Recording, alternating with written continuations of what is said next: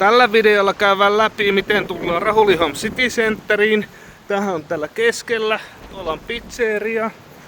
Ja nyt mennään tänne asunnoille.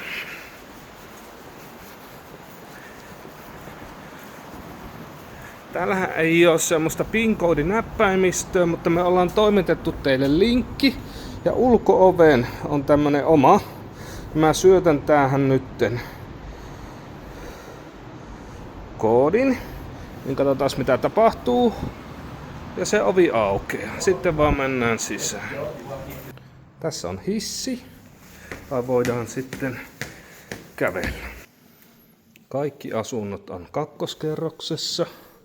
Tällä samalla käytävällä. Ja tuosta löytyy vielä yksi asunto. Katsotaan seuraavaksi miten aukaistaan lukko. Täälläkähän ei ole näppäimistöä, mutta puhelimella saat toisen linkin auki, mihin syötät sitten koodin. Nyt on tähän syötetty koodi ja tää kertoo, että koputa oveen 3 kertaa.